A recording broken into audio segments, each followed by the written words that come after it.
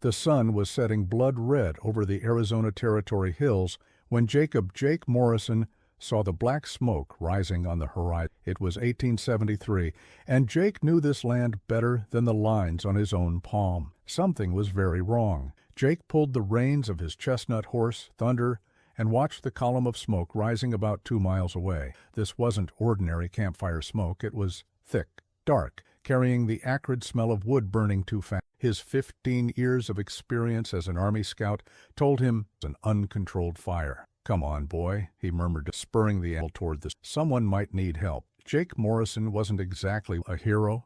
At 42 years old, he was a pragmatic man who had left the Army 3 years earlier to establish a small ranch in the frontier land. Gray hairs were beginning to show in his brown beard, and a scar crossed his left forehead, a reminder of a confrontation with Mexican bandits in 1869. As he got closer, the smell of smoke became more intense, mixed with something that made his stomach turn. He knew that odor. It was the smell of tragedy. When he finally reached the hilltop, Jake saw the scene that would be burned into his memory forever. Below, in the small valley, lay the still smoking remains of what had been an Apache village. 3 huts had been completely consumed by flames, and bodies scattered across the ground told the story of a brutal attack. Jake dismounted slowly, his hand instinctively moving to the Colt 45. His experienced eyes scanned the scene, looking for signs of imminent danger. The attackers had already left, probably hours ago, judging by the state of the ash.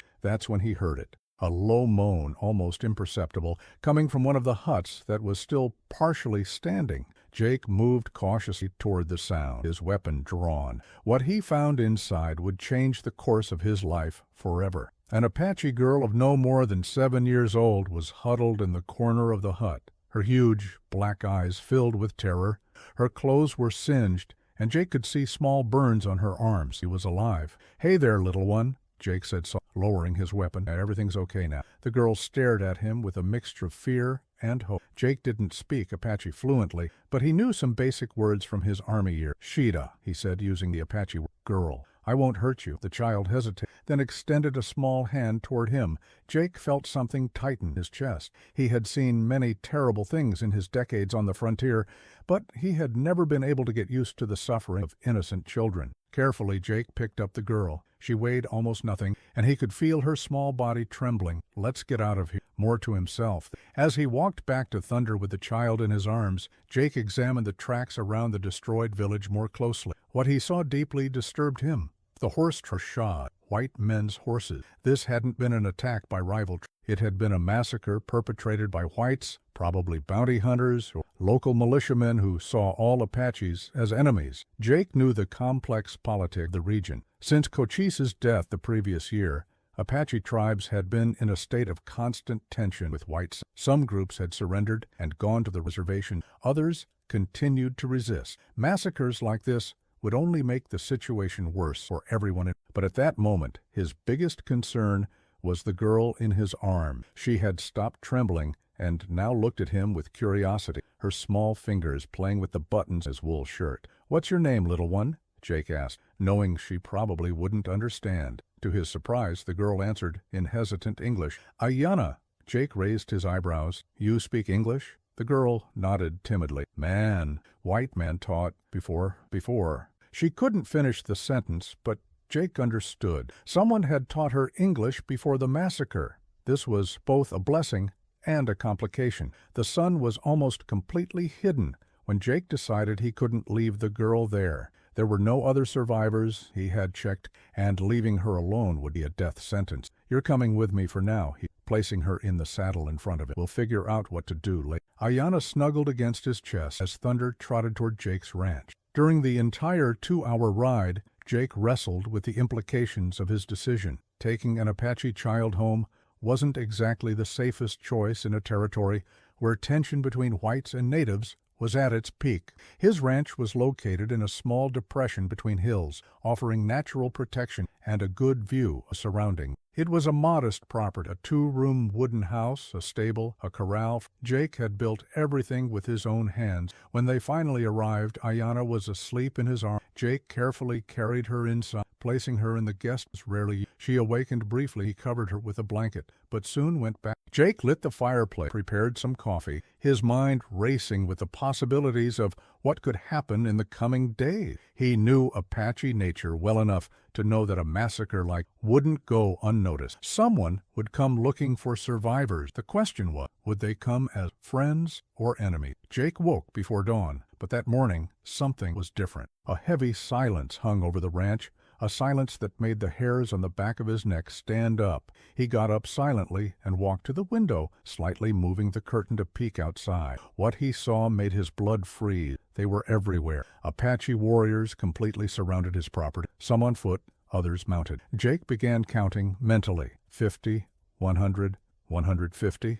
He stopped counting when he reached 200 and realized there were many more scattered throughout the hills. 400 warriors, maybe more. Jake swallowed hard and stepped away from the window. In his 15 years of military service, he had never seen such a large Apache force gathered in one place. This meant only one. The girl he had rescued was much more important than moving silently. Jake, 2 Winchester rifles, his Colt .45, a double-barreled shotgun, and about 200 bullets. Enough for a good fight, but totally inadequate against a force of that size. A soft sound made him turn. Ayanna was standing in the bedroom doorway, her eyes still heavy. When she saw the expression on Jake's face, her face filled with fear. "Did they come for me?" in hesitant English. Jake nodded. "Looks like it, little one. Can you tell me who you are? Why would so many warriors come looking for you?" Ayanna lowered her eyes, her small hands nervously playing with the hem of her singed clothing. "My grandfather, he is chief." The pieces began to fall into place. Not just any chief. To mobilize 400 warriors, it would have to be one of the great Apache leaders. And if Ayanna was the granddaughter of an important chief, her rescue had inadvertently placed Jake at the center of an explosive political situation. "What's your grandfather's name?" Jake asked. He already suspected the answer. "Nietzsche." Jake closed his eyes and let out a long. Nietzsche was one of the last great Apache war chiefs who still resisted confinement reservation. He was known for his ferocity in battle and his absolute distrust of. And Jake had inadvertently kidnapped his granddaughter. A low sound echoed from outside, the deep sound of Apache war drums. Jake knew it was a warning. They knew he was awake. "Ayanna," Jake said, kneeling in front of the girl, "I need you to listen to me very carefully. I didn't know who you were when I brought you here. I just wanted to help. Do you understand?" The girl nodded solemnly. "Now, they probably want you back, and I'm going to return you. But I need you to help me explain to them that I'm not their enemy. Can you do that?" Ayanna hesitated, then nodded again. You saved my life. I will tell them." Jake felt a small relief, but knew the situation was still extremely dangerous. Even with Ayanna's word, many of the warriors out there probably wanted his head. He walked to the front door, took a deep breath, and opened it slowly. Immediately, dozens of bows turned toward him, arrows ready to fly. Jake slowly raised his hands, showing he was unarmed. "I have the girl," he shouted in basic Apache. "She's safe." A murmur went through the ranks of the warriors. Then a man stepped forward from the group. He was tall for an Apache, about 50 years old, with graying hair braided with eagle feathers. Battle scars marked his face and arms, and his eyes contained the hardness of someone who had fought whites for decades. Jake immediately knew he was looking at Nietzsche in person. The Apache chief rode slowly toward the house, stopping about 20 yards away. When he spoke, his voice carried the weight of authority and barely contained rage. "White man," he said in surprisingly good English, "you have something that belongs to me." Jake swallowed. "Chief Nietzsche, I didn't know." "Silence!" roared Nietzsche, making his horse rear. "You speak when I allow it." Jake closed his mouth. He could feel sweat running down his back, despite the cool morning air. Nietzsche studied him for a long moment, his penetrating black eyes examining every detail of Jake's face. "My granddaughter, where is she?" "Here, grandfather." Ayanna's small voice came from behind Jake. She had approached silently and now stood beside him, looking at her grandfather with a mixture of relief and apprehension. The transformation in Nietzsche's face was instantaneous. The hardness softened momentarily, replaced by an expression of deep relief. But quickly, the war mask returned. Come here, little. Ayana looked then at her grandfather. Grandfather, he saved me. The bad men burned our village. He found me and brought me to... Neche tilted his head, his eyes never leaving. The bad men? What bad men? White men, but not like this one. This one is good. A murmur passed through the ranks of the warrior. Jake could feel the tension in the air, a taut rope snap. Neche dismounted from his horse and walked slowly toward Jake and Ayana. Each step seemed to echo like thunder in the morning silence. You? He said, stopping just 3 yards from... You say you saved my granddaughter from the white men who destroyed her village? I found the village in... She was the only survivor. Neche studied Jake's... And why did you do this? Why would a white man risk his life for an Apache child? The question caught Jake by surprise. He thought for a moment, trying to find the right words. Because she's just a child, and no child should suffer like... Something changed in Neche's eyes. The anger was still there, but now there was something more, perhaps a hint of respect. Do you have children? The chief asked. No, sir. Never married. Neche nodded slowly. But you understand a grandfather's love for his granddaughter. Yes, sir. I understand. For a long moment the two men stared at each other in silence. Jake could hear the wind passing through the hills and the distant sound of horses moving nervously. Finally, you brought my granddaughter to your home. You fed her, gave her shelter, kept her safe. For this, you have my Jake felt momentary relief, but But, the chief continued, his voice hardening again, you also took her from her land, from her people, and there are those among my warriors who see this as kidnapping. Jake swallowed hard. I understand your position, Chief Neche. I was just trying to... I know what you were trying to do, Neche interrupted, but intentions don't always matter in the politics of war. The Apache chief turned and shouted something in Apache to his warriors. Jake didn't understand the words, but the tone was clearly authoritative. Several warriors began discussing animatedly among themselves. Neche turned back to Jake. My warriors are divided. Some want your head for touching my granddaughter, even if it was to save her. Others respect what, and there are still those who believe you may have information about who massacred our village. Jake nodded slowly. I saw the tracks. It was white men, mounted on shod horses, probably bounty hunter or local militiamen. Can you lead us to them? The question was asked casually, but Jake sensed the weight behind it. His answer could determine whether he lived or lost his life that day. I can follow the tracks, said carefully, but they already have almost a day's head start, and I don't know how many there were or where they went. Neche nodded thoughtfully. Would you be able to do that?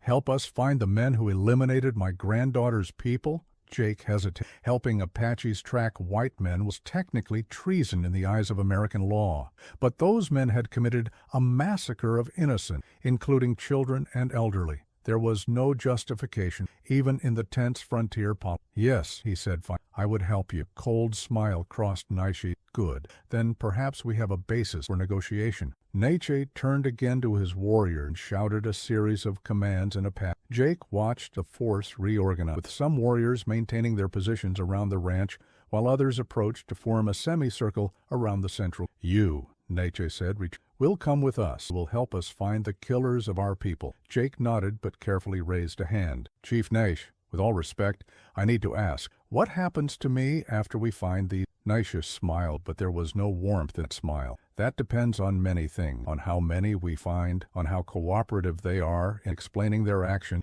and on how useful you are to us. And if I refuse, then you will try to run, Neche said simply, and 400 warriors will chase you through the mountains until they find you. And when they find you, your elimination will not be quick. Jake looked around at the hard faces of the Apache warriors surrounding. There wasn't really a choice here, but maybe there was a way to turn an impossible situation into something more manageable. There's a third option, Jake said. Neche raised an eyebrow. Speak. Let me go alone. Give me 2 days to find the tracks and discover where they went. Then I come back and report what I found. This would give us an advantage. They wouldn't expect a lone man, and I can move faster than a large force. And why would you return? Why not simply flee? Jake pointed to his house. Because everything I have is my ranch, my cattle, my life. I'm not a man who runs from his responsibility. Neche considered this for a moment. And if you don't return in 2 days, then assume I'm hurt or captured,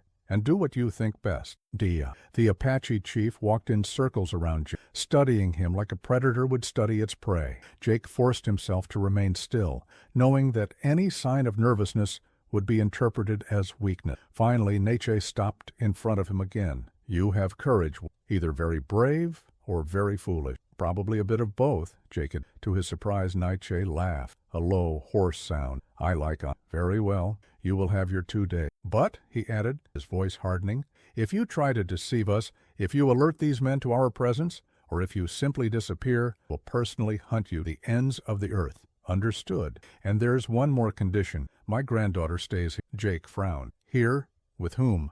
With you. If you are sincere in your intentions, you won't mind having your life tied to it. If something happens to Ayanna while you're away, my warriors have orders to destroy everything within 50 miles of this place. The weight of responsibility hit Jake like a punch to the stomach. Nietzsche was effectively making Ayanna a hostage, ensuring that Jake would return and wouldn't try anything against Apache interests. But what if I run into trouble on the trail? What if the men we're looking for catch me? Then you'll have to be very careful that doesn't happen, Nietzsche said coldly. My granddaughter's life will be in your hands as much as your own. Jake looked at Ayanna, who had remained quiet during the entire conversation. Her large black eyes stared at him. The trust that broke his... She trusted him completely, without fully understanding the dangerous situation. Very well, I accept your condition. Nietzsche nodded. Wise. Now, you will leave at noon. This will give you time to prepare and still have enough light to begin tracking. And your warriors? 50 will remain here, watching you and my granddaughter. The rest will spread through the hills, ensuring that no white man approaches this area and ensuring that you don't receive unwanted help. Jake nodded. The message was clear. He was completely isolated. There would be no cavalry coming to... no brave nation. It was just him, a 7-year-old girl, and 400 Apache warriors who had very good reasons to distrust anyone. May I have a few hours to prepare? Explain the situation to Ayanna, of course, but don't try to send messages or signals. My men are very good at intercepting communication. Nietzsche turned to leave, but stopped and looked back. White man, what is your name? Jacob Morrison. Jake Morrison. Nietzsche if testing sound on. You saved my granddaughter. For that, you have a chance to live. Don't waste it. With that, the Apache chief walked away, leaving Jake alone with Ayanna and the crushing weight of his new reality. Jake led Ayanna back inside the house, closing the door behind them. Through the windows, he could see Apache warriors positioning themselves on his property, silent sentinel. Ayanna, kneeling in front of the girl. We need to talk. She nodded solemnly, her intelligent eyes showing she understood the gravity of the situation much better than a 7-year-old. I'm going to have to leave for a few days. I'm going to look for the bad men who attacked your village. You're going to stay here, and some of your grandfather's warriors will stay to... Will you come back? Ayanna, her small voice loaded with... Jake felt a tight in his chest. Will come back. Gee, it was a promise he didn't know if he could keep. But the alternative, leaving a child without hope, was unthinkable. Ayanna studied him for a moment, then nodded. I trust you. Those 4 simple words carried a weight Jake had never felt. In his life as a soldier, and now as a rancher, he had been responsible for many things: horses, cattle, equipment, even the lives of soldiers under his command. But he had never felt such a personal, absolute responsibility. Ayanna, there's something I need to know. About the men who attacked your village. Did you see anything that might help me find them? The girl was quiet for a long moment, her eyes lost and painful. They came early in the morning. Oh, how many were there? 20? 30? It was hard to see with all the smoke. Jake nodded, making mental. Do you remember anything else about them? How they dressed? What kind of horses they rode? Ayanna closed her eyes, concentrating. They had blue clothes, like soldiers, but they weren't real soldiers. How do you know they weren't real soldiers? Because, Ayanna said, opening her eye, real soldiers don't laugh when they do bad things. Jake felt a chill run down his spine. Men dressed like soldiers, but acting like bandits. This suggested something much more organized and dangerous than simple bounty hunters. Was there a leader? He asked. Someone who gave orders to the others? Ayanna nodded. A big man, with yellow hair and a scar here. She touched her own right cheek. He rode a big black horse and had a very loud voice. Jake memorized a big man, blonde, scar on his right cheek, riding a black horse. It was more than he had hoped to have. You did very well, Ayanna. That information will help me a lot. The girl smiled timidly. Then her expression became serious. Jake? Yes? My grandfather? He is a good man, but he is very angry. Many people of our tribe have been eliminated by white men. He doesn't trust any of you anymore. Jake nodded. I understand, and you have every right to be angry. But you are different, Ayanna said. I can feel it. How so? Your soul is not dark like the bad men. It's confused, sad, not dark. Ira, Jake looked at the girl with. There was a wisdom far beyond her years. Among the Apache, there were those who were considered capable of seeing beyond the physical world. Ayanna, do you have special? The girl hesitated, then nodded. My grandmother taught me before she went to the spirit world. She said, I could see things that others can't see. If Ayanna had spiritual abilities recognized by the tribe, she wasn't just a chief's granddaughter. She was potentially a future spiritual leader. This made her importance to the Apaches even greater than Jake had realized. What else can you tell me about men who attack? Ayanna closed her eyes again, her forehead furrowing in concentration. They weren't looking for food or horses. They were looking for something specific. How do you know? They searched the huts before burning them, and the big man was yelling at the others, asking if they had found it. Jake leaned forward. Did you hear what this it was? Not completely, but I heard one word, gold. Jake froze. Gold. If men dressed as soldiers were looking for gold in an Apache village, this completely changed the nature of the map. It hadn't just been a racist or territorial attack, it had been a robbery. Ayanna, was there gold in your village? The girl hesitated, looking nervously at the door.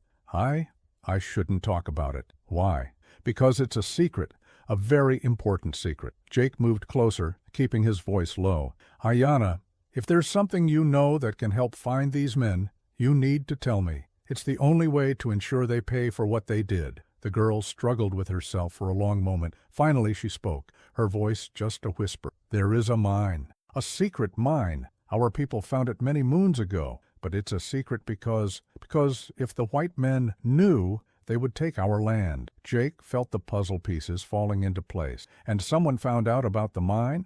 Maybe, or maybe they just suspected. But the bad men, they knew to look for something. Where is this mine? Ayanna shook her head. It's too dangerous. Jake understood. If there really was a secret gold mine, and if the attackers knew about it, then that massacre had been just the beginning. They would return, and in greater numbers. But it also meant that Jake now had a real clue to follow. Men looking for gold would leave different tracks than simple raiders, would have mining equipment, maps, maybe even geological surveys. All right, Ayanna, you don't need to tell me where the mine is, but you've helped me a lot. The girl seemed relieved. You won't tell anyone, will you?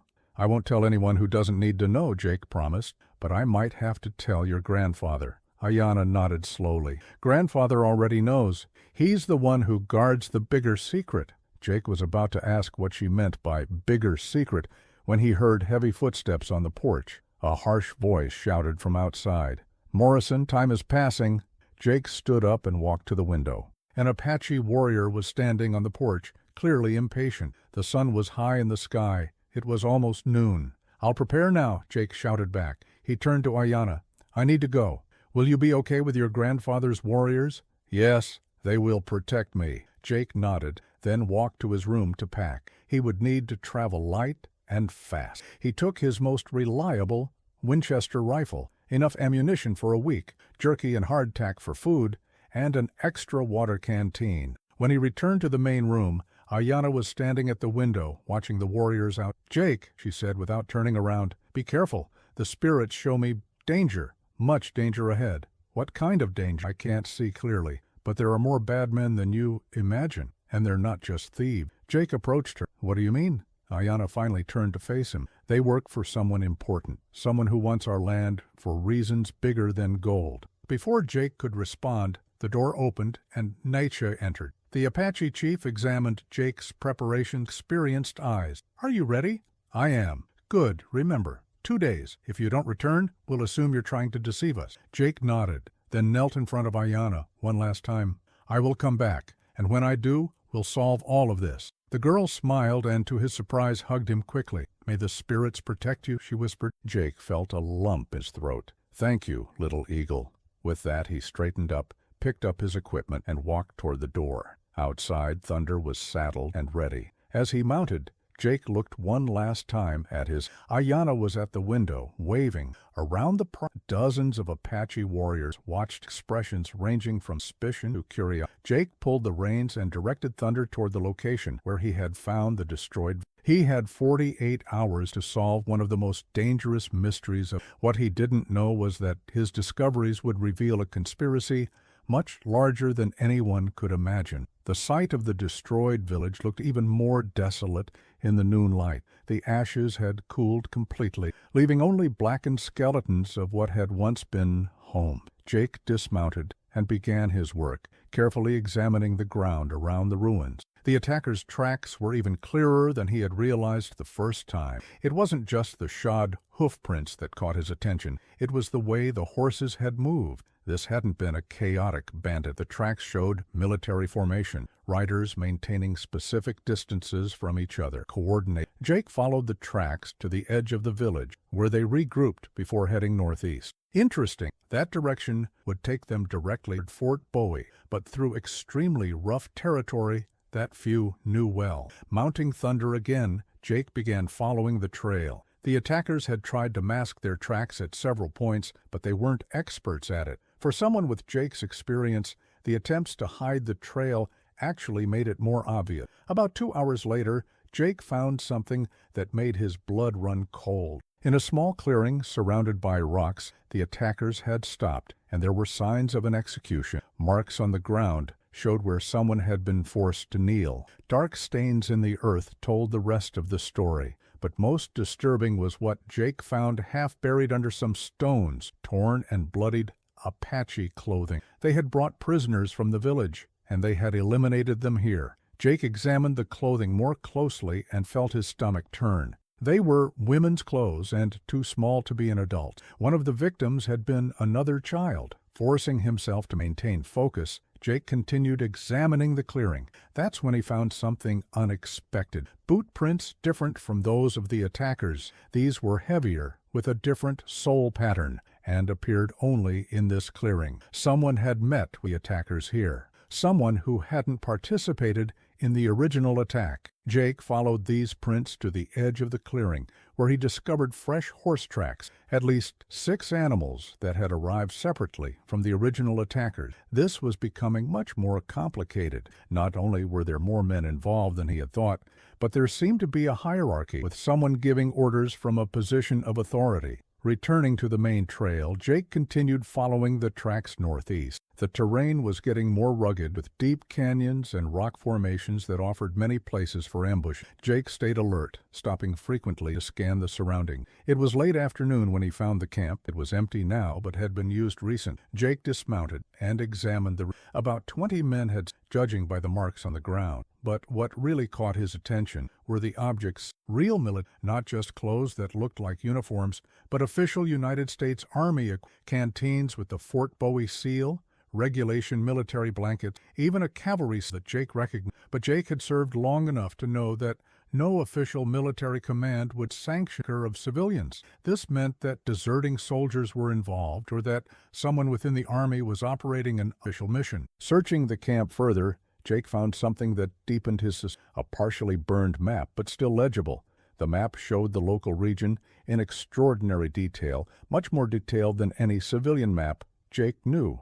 And there were marking the map, red circles around several Apache villages, including the one that had been attacked. But what made Jake stop breathing was seeing his own property clearly marked on the map, with a note in the margin, "Isolated, good for interrogation." They knew about him. They had planned to visit him. Jake carefully folded the map and put it in his... This was crucial evidence, but it also meant he was in much more danger than he had imagined. Continuing his search of the camp, Jake found more disturbing evidence. Mining tools, small pickaxes, prospectors' shovels, even some gold pans for sifting, and most revealing of all, an official geological survey with the seal of the United States Geological Survey Department. The survey was dated just 3 weeks ago and detailed significant mineral deposit in the region. More specifically, it mentioned high-quality gold veins estimated at several $1 million in value. Jake now completely understood what was happening. This wasn't just individual greed, it was a coordinated operation to take Apache land that had been discovered to contain valuable gold,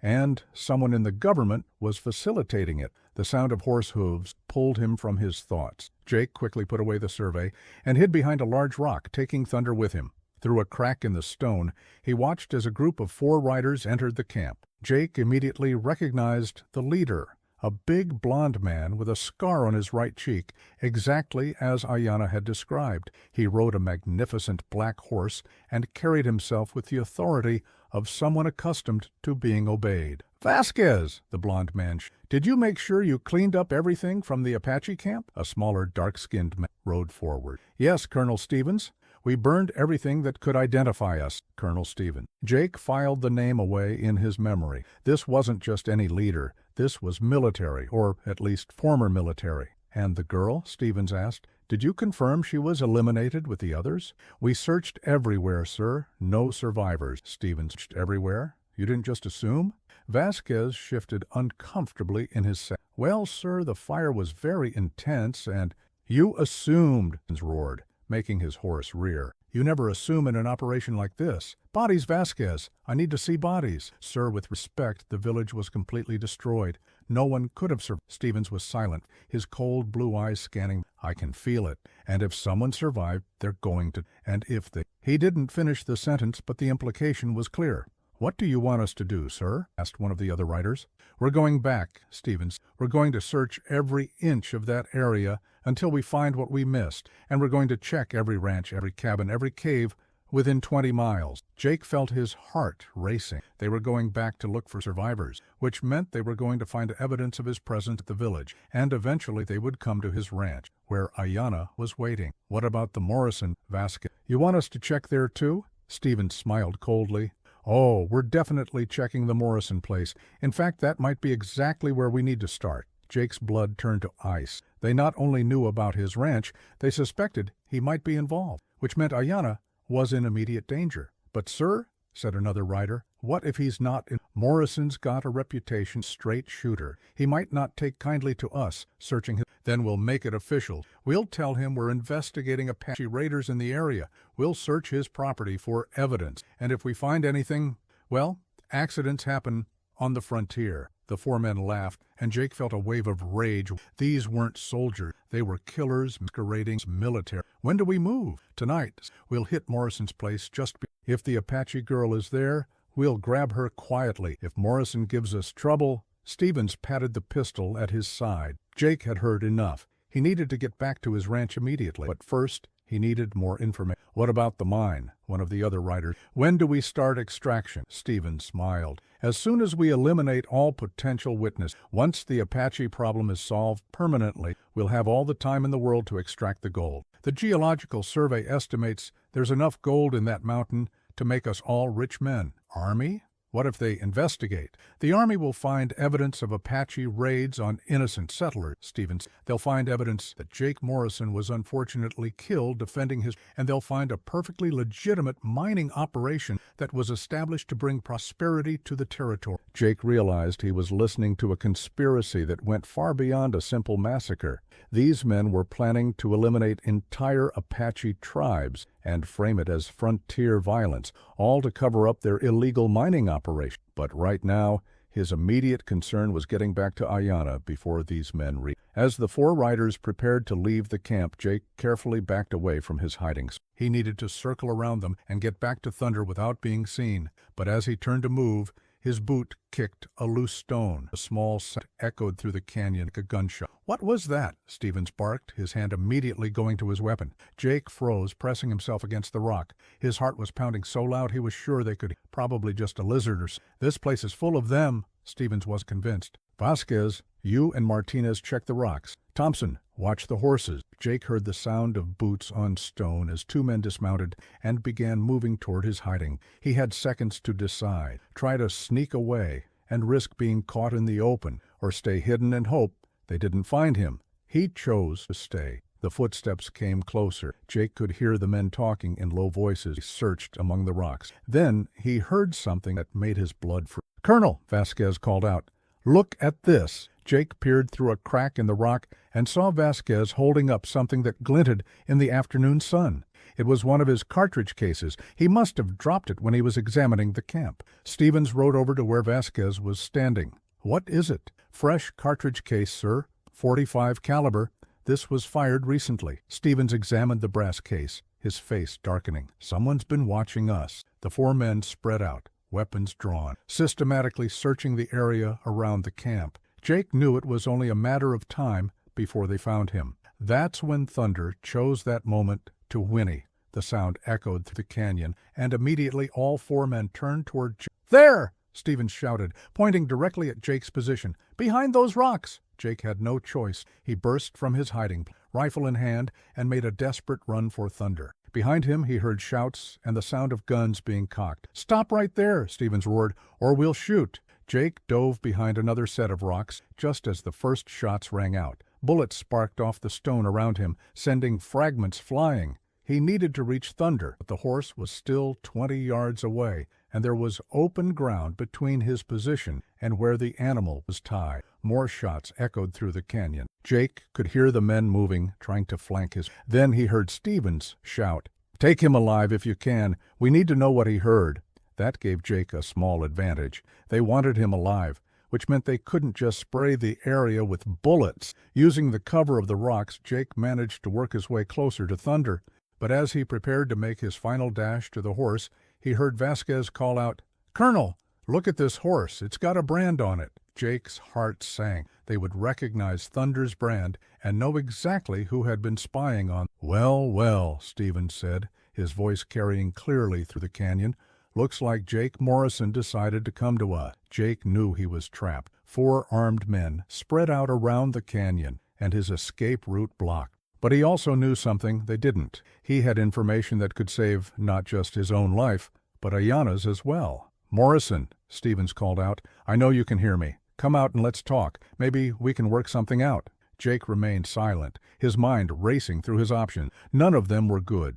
"You've got 10 seconds, Morrison," Stevens shouted. "Then we start shooting to wound. And believe me, we're very good at keeping people alive while causing them considerable discomfort." Jake closed his eyes and made his decision. Ayanna's safety was more important than his own. If these men killed him here, she would be defenseless when they reached his ranch. "I'm coming out," Jake called on. "Don't shoot." He slowly stood up from behind the rocks, his hands raised, rifle held by the barrel. Stevens smiled as Jake emerged into the open. "Smart man. Now drop the rifle and walk slowly." Jake complied, placing his Winchester on the ground and walking toward the mountain. As he got closer, he could see the coldness in Stevens' eyes. This was a man who had eliminated before and wouldn't hesitate to. "Well, well," Stevens said as Jake stopped a few feet away. "Jake Morrison, I've heard about you. Former Army scout, decorated veteran, model citizen. What's a man like you doing spying on private business?" "I was tracking the men who massacred an Apache village," Jake said simply. "Turns out I found them," Stevens laughed. "Massacred, a strong word. We were conducting a legitimate military operation against hostile Indians. Killing children is a legitimate military operation." Stevens's smile disappeared. "Careful, Morrison. You're already in enough trouble." "Am I? Because from what I heard, you're planning to kill me anyway. So I don't see how I can be in much more trouble." Stevens studied Jake then dismounted. "You're right about one thing. You're going to pass away. But how quickly and painlessly that happens depends on how cooperative you are, no? First, what did you do with the Apache girl?" Jake's expression didn't. "What Apache girl?" Stevens backhanded Jake across the face, the blow hard enough to stagger him. "Don't play games with me, more. We know a child survived the village attack. We know someone took her. And, since you were obviously at the village, I don't know what you're talking about." Stevens nodded to Vasquez, who pulled out a large knife. "Martinez here is very good with a blade. He can keep you conscious for hours while slowly cutting away pieces of you. Is protecting one Indian child worth that?" Jake stared at Stevens, knowing that his next words could seal both his and Ayanna's fate. But he also knew that these men couldn't be allowed to succeed in their larger plan. "Even if there was a child," Jake said slowly, "what makes you think I'd tell you anything?" Stevens smiled coldly. "Because, Morrison, we're going to your ranch tonight anyway, and if we have to search for her, we're going to take our time. We're going to tear apart everything you've built, and if there are any Apache warriors in the area who might try to protect her, well, the more the merrier." Jake realized that Stevens was telling him something crucial they didn't know about Nechi and the 400 warriors surrounding his ranch. They thought they were dealing with a single man, possibly a child. This gave Jake a dangerous, stupid idea, but an idea nonetheless. "You're right. "There is a girl. I found her in the ruins and took her to my ranch." Stevens' eyes lit up with triumph. "Now we're getting somewhere." "Where is she now?" "At my ranch. In the back." "Good. Anyone else there?" "Me and the girl." Stevens, "Perfect. We'll head there now, the girl, and then, well, then Mr. Morrison's unfortunate encounter with Apache raiders will come to an end. There's just one problem." "What's that?" Jake looked Stevens directly in the eye. "I lied." Before Stevens could react, Jake let out a piercing whistle, the cavalry signal for "enemy in sight" that he had learned years ago in the Army. The response was immediate and terrifying. Apache war cries echoed through the canyon from every direction. Warriors appeared on the ridges above, their bows drawn and arrows aimed down at the four-mounted men. Stevens spun around, his face going white, as he realized, "Jesus Christ, how many are there?" Jake smiled grimly. "Enough." From the rocks above, Nature's voice boomed down into the canyon, speaking in fluent English. "White men, you are surrounded. Drop your weapons, and you may live to see another sunrise." Stevens looked at Jake with a mixture of rage and fear. "You set us up." "No, Jake, you set yourselves up when you decided to massacre innocent people for gold." Stevens raised his pistol toward Jake, but before he could fire, an Apache arrow sprouted from his shoulder, spinning him around and knocking him to the ground. The canyon erupted in chaos. Vasquez tried to spur his horse toward the canyon entrance, but Apache warriors dropped from the rocks directly in front of him. Martinez and Thompson raised their hands in surrender, dropping their weapons. In less than 30 seconds, it was over. Stevens lay on the ground, clutching his wounded shoulder and staring up at the Apache warriors who now surrounded them. Jake walked over and picked up his rifle. "Looks like your legitimate military operation just ran into some complication." Neche climbed down from the rocks, followed by a dozen of his warriors. The Apache chief looked at the 4 captured men with satisfaction. "These are the ones who killed our people?" Neche asked Jake. "These are 4 of them. Their leader calls himself Colonel Stevens." Neche studied Stevens, who was still bleeding from his shoulder wound. "You killed children." Stevens, despite his pain, managed to sneer. "They were savages, all of them." The words had barely left his mouth when Neche's war club cracked across his jaw, silencing him. "Take them," Neche commanded his warriors. "We will learn everything they know." As the Apache warriors bound the 4 prisoners, Neche turned to Jake. "You did well, but this is not over." "I know, Jake. Stevens mentioned others. This is bigger than just these 4 men. Then we will find the others. Neche pay for." Jake nodded, but his thoughts were already turning to the larger implications. If Stevens was telling the truth, there was a whole network of people involved in this conspiracy, people with official connections and significant resources, and somewhere out there, they were planning to eliminate entire Apache tribes for gold. The war was just beginning. 3 days later, Jake found himself in the most unlikely meeting of. In the back room of the general store in Tucson, a diverse group had gathered around a rough wooden table. Captain Reynolds, Chief Neche, Jake himself, a federal marshal named Thompson, and a stern-faced woman who had introduced herself only as Agent Sarah Coleman from Washington.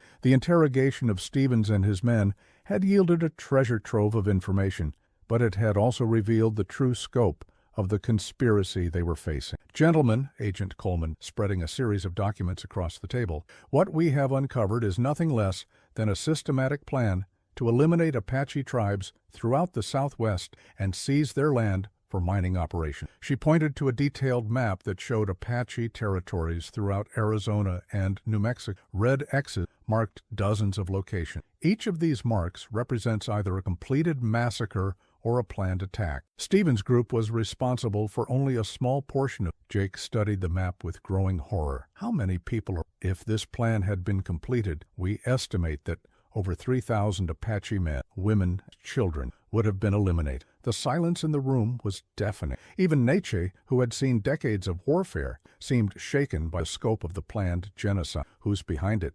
Agent Coleman pulled out a series of photographs and documents. "The operation is called Golden Valley, and it's been in planning for over 2 years. The key players include Territorial Governor Marcus Whitman, Federal Judge Harrison Blake, and at least 6 military officers in various commands throughout the region." She placed a photograph on the table, "and this man is the overall coordinator." Jake looked at the photograph and felt his blood run cold. It showed a distinguished-looking man in an expensive suit, standing in front of what appeared to be the U.S. Capitol building. Senator Richard Cartwright, Agent Coleman continued, chairman of the Senate Committee on Territorial Affairs. He's been using his position to facilitate the illegal seizure of Apache lands while covering it up through official channels. Jesus, muttered, a sitting senator?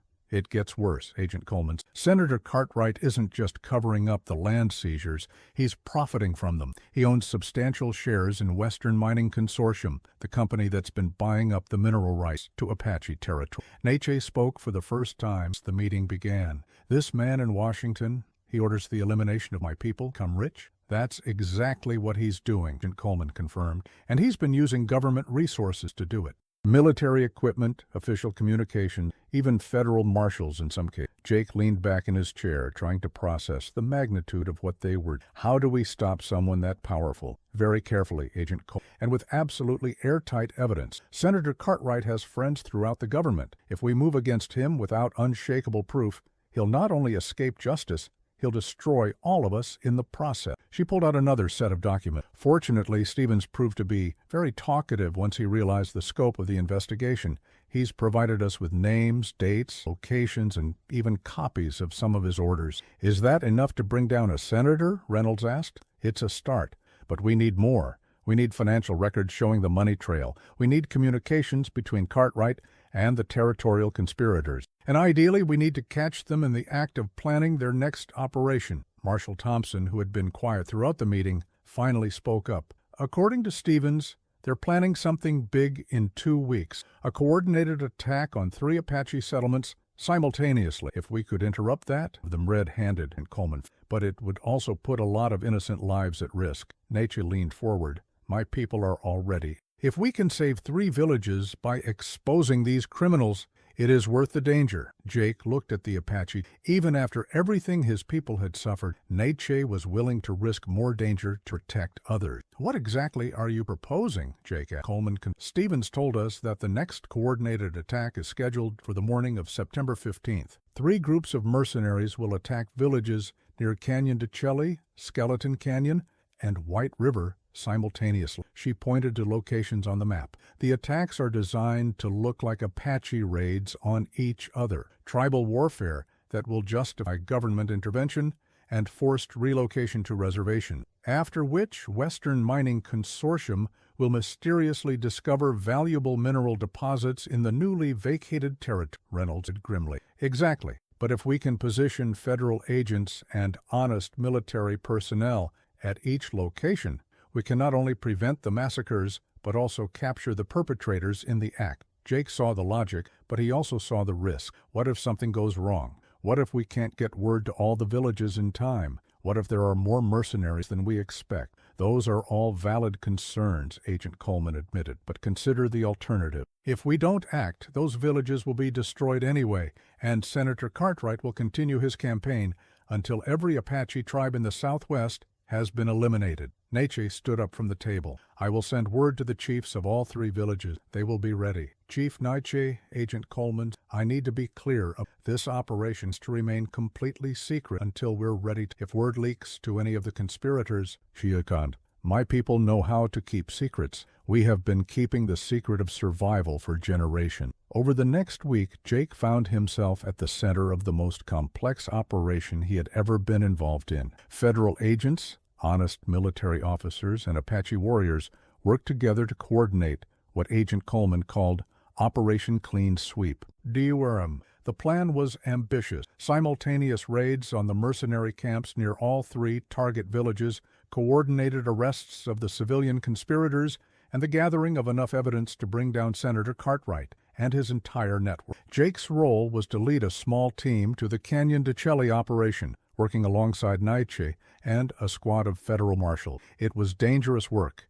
If the mercenaries were alerted to their presence, Jake and his team would be vastly outnumbered. But as he prepared for the mission, Jake realized that he was no longer the same man who had simply wanted to live quietly on his ranch. The little girl sleeping peacefully in his guest room had changed everything. He had seen what evil men were capable of when they believed no one was watching, and he couldn't stand by and let it continue. 2 days before the operation was scheduled to begin, Jake was checking his equipment when Ayanna approached him. You're going away again. It wasn't for a little while, Jake, but this time It's to make sure that what happened to your village never happens again. Ayanna nodded solemnly. The spirits tell me you will succeed, but they also warn of great danger. Jake knelt down to her level. I'll be careful, little eagle.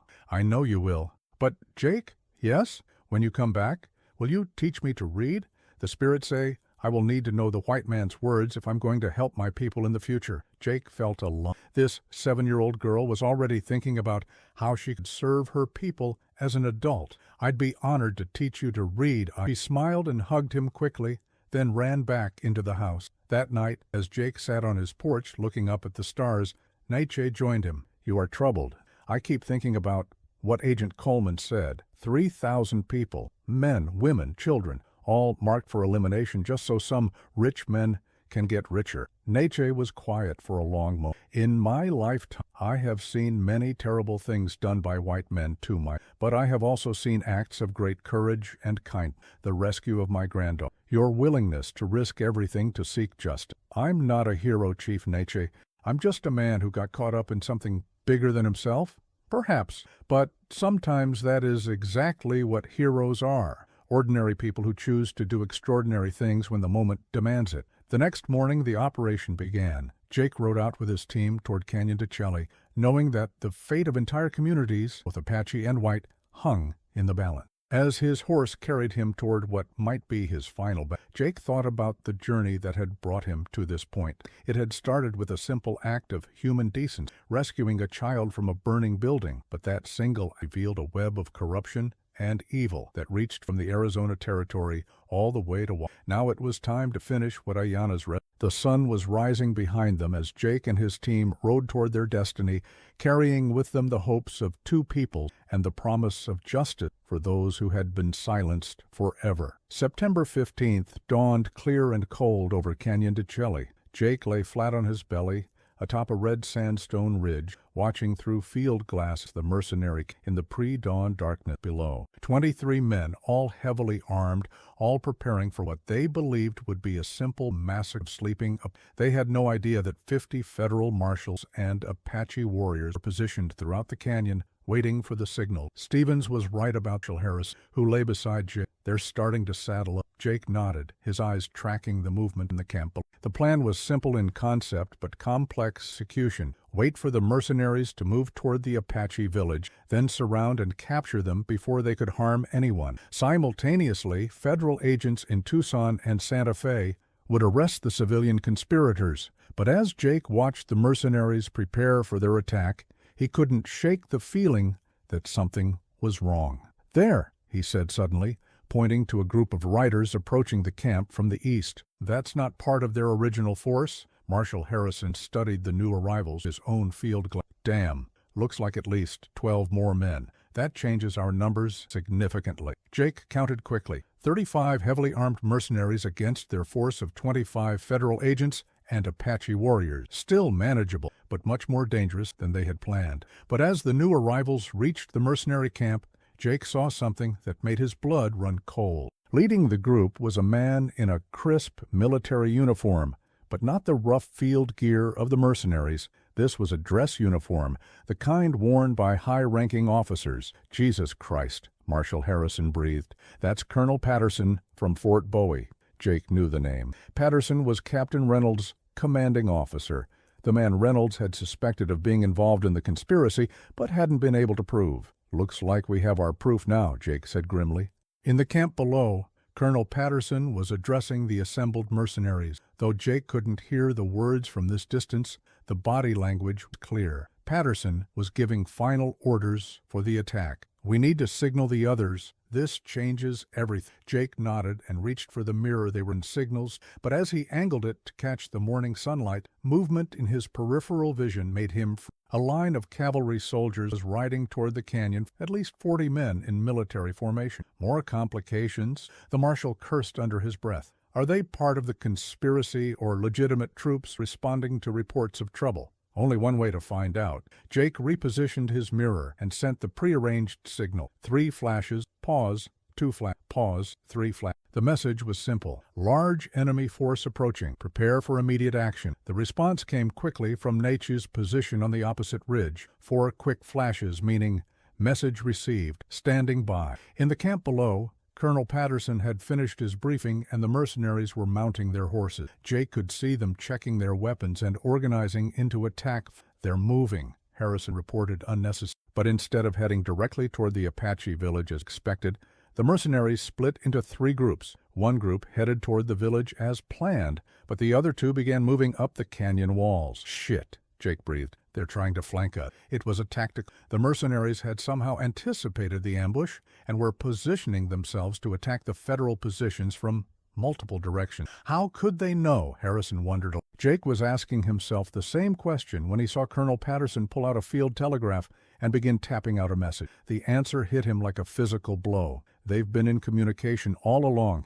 Patterson's been coordinating with the other attack sites. They know about our position here, then they know about all of them, Harrison. The implications, if the conspirators had anticipated Federal intervention, then Agent Coleman's carefully planned operation wasn't a trap for the mercenaries. It was a trap for the Federal agents. Jake made a decision that probably saved all their lives. Instead of waiting for the mercenaries to get into position, he stood up on the ridge and began waving his hat in large, obvious gestures. "What the hell are you doing?" Harrison hissed. "Changing the rules," Jake replied, continuing to wave. His signal had the desired effect. In the camp below, Colonel Patterson spotted him immediately and began shouting orders. But instead of the careful flanking had planned, the mercenaries now rushed toward Jake's position in a disorganized. The chaos that followed saved lives, but it nearly cost Jake. Gunfire erupted throughout the canyon as Federal agents and Apache warriors opened fire on the charging mercenaries. Jake and Harrison scrambled back from the ridge edge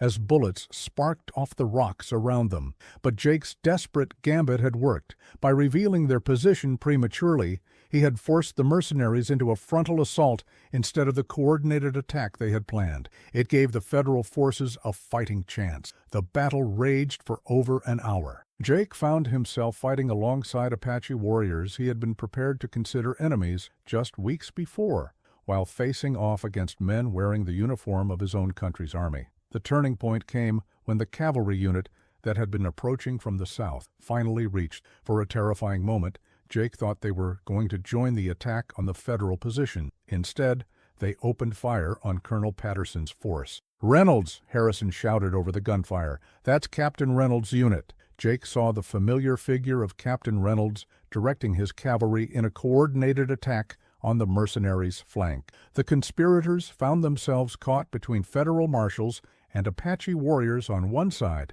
and legitimate Army cavalry on the other. The fight was over within minutes. When the gun smoke cleared, Colonel Patterson lay dead with 3 bullet wounds in his chest. 15 of his mercenaries were dead, 12 were wounded and captured, and the rest had fled into the desert. On the Federal side, 3 marshals had been wounded and 1 Apache warrior had been killed, but they had successfully prevented the massacre and captured valuable prisoners. Jake sat on a rock, reloading his rifle and trying to process what had just happened. Captain Reynolds approached, his uniform dusty and torn from the battle. "Hell of a thing, Morrison," Reynolds. "Hell of a thing. How did you know?" Jake asked. "How did you know to bring cavalry here?" Reynolds smiled grimly. "Agent Coleman suspected there might be leaks in the operation.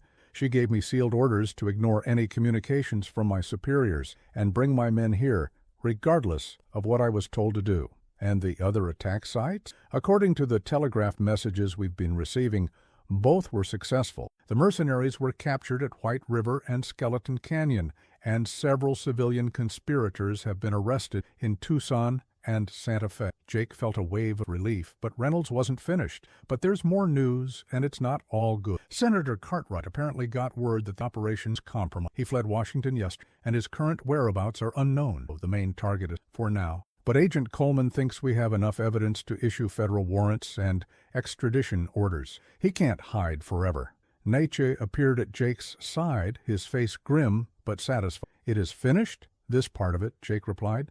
"The villages are safe and most of the conspirators have been captured or eliminated, but the man in Washington who ordered all of this is still free. Nietzsche nodded slowly. Then it is not truly finished, but it is a victory nonetheless. Right. As the federal agents began processing the captured mercenary, collecting evidence from the battlefield, Jake found himself thinking about the long journey that had brought him to this moment. It had started with a simple act of rescuing a child from a burning village, but that act had uncovered a conspiracy that reached the highest levels of government and threatened the lives of thousands of innocent. Morrison, Captain Reynolds, Agent Coleman wants to speak with you. Jake walked over to where Agent Coleman was examining documents taken from Colonel Patterson's body. She looked up as he approached, her expression serious but pleased. Mr. Morrison, I want to thank you for your service in this operation. Without your initial investigation and your willingness to work with Chief Nietzsche, we never would have uncovered the scope of this conspiracy. Just doing what needed to be done, man. Perhaps. But you should know that your actions have likely saved thousands of lives. The attacks planned for today were just the beginning. We found evidence that similar operations were planned throughout the Southwest, from Texas to California. That would have been genocide, nothing less than the systematic elimination of Apache throughout the... She handed him a document bearing official. This is a commendation from the Department of Justice, acknowledging your service in exposing and stopping this conspiracy. There's also a financial reward, compensation for the risks you took and the losses you incurred. Jake glanced at the document and saw an amount that would allow him to expand his ranch significantly, but somehow the money seemed less important than it would have just a month ago. What happens now? He asked. Now we finish the investigation. We track down Senator Cartwright and bring him to justice. We clean out any remaining conspirators from territorial and federal governments, and we work to ensure that something like this never happens again. Paused and looked around at the aftermath of the battle. But that's not your concern anymore, miss. You've done more than enough. You can go home to your ranch and your normal life. Jake looked around at the federal aid, the Apache warriors, and the captured mercenaries. A month ago, the idea of returning to his quiet ranch life would have appealed to him completely. But now, actually, Agent Coleman, I was hoping to discuss another option. She raised an eyebrow. Oh? I've been thinking about what Chief Nietzsche said, about the need for people who can work between the white and Apache communities, people who understand both sides and can help prevent future conflict. You're interested in continuing to work with the government, in a way, but more as a liaison between the Apache tribes and federal authorities, someone who can help ensure that land disputes and cultural misunderstandings are resolved peacefully instead of violently. Agent Coleman studied him for a moment. That's a dangerous job, miss. You'd be trusted by neither side completely and blamed by both when things go wrong. Yes, ma'am, but I think it's important work. She smiled for the first time since Jake had met her. Yes, I think it is too. We'll discuss the details when we get back to Tucson. As the federal expedition prepared to leave Canyon de Chelly, Jake found himself riding beside Nate once again. The Apache chief had been quiet since the battle ended, lost in thoughts that Jake could only guess at. What will you do now? Return to my people. Begin the work of rebuilding what was destroyed. Nietzsche looked at Jake directly. And you? Will you continue this work you spoke of with the government woman? I think so, if they'll have me. They will need someone like you, someone who has seen both the worst and the best of what can happen between our people. They rode in comfortable silence for a while before Nietzsche spoke again. Jake Morrison?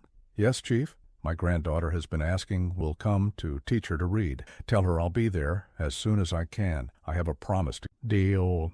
As they rode toward home, Jake thought about all the promises that had been made and kept over the past month. His promise to Ayanna to return safely, Agent Coleman's promise to see justice done, Nietzsche's promise to protect his people, and now Jake was making a new promise to himself and to the future. He would work to ensure that the courage and sacrifice of everyone involved in stopping the conspiracy would not be in vain. He would help build a world where Apache children like Ayanna could grow up safe from the greed and hatred that had nearly destroyed her people. It wasn't going to be easy work. There would be setbacks, conflicts, and probably more dangers ahead.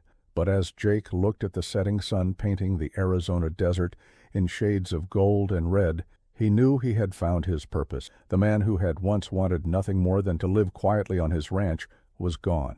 In his place was someone who understood that sometimes the most important battles are fought not for glory or profit, but for the simple right of children to grow up safe and free. And that was a battle worth. 6 months later, Jake stood on the porch of his ranch house, watching Ayanna practice her letters on slate board. Her progress in learning to read had been remarkable, but then again, everything about the little girl was remarkable. "Jake," she called out, holding up her slate. "Is this right?" Jake looked at the carefully formed letters spelling out justice and smiled.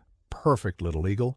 Absolutely perfect. The past 6 months had brought many changes. Senator Cartwright had been captured in Mexico and brought back to face trial. Governor Whitman and Judge Blake had been convicted of conspiracy and sentenced to federal prison. The Western Mining Consortium had been dissolved, and its illegal claims to Apache land had been invalidated. Most importantly, a new treaty had been negotiated between the Apache tribes and the territorial government, a treaty that Jake had helped draft, ensuring that Apache land rights would be respected and that any future mineral discoveries would benefit the tribes. Jake's new position as federal liaison for Apache affairs kept him busy, but it also allowed him to maintain his ranch and serve as Ayanna's guardian. Neche had formally asked Jake to adopt his granddaughter, believing that she would need to understand both Apache and white culture to be an effective leader for her people in the changing world. "Jake," Ayanna said, setting down her slate and looking at him seriously, "do you think the bad men will ever come back?"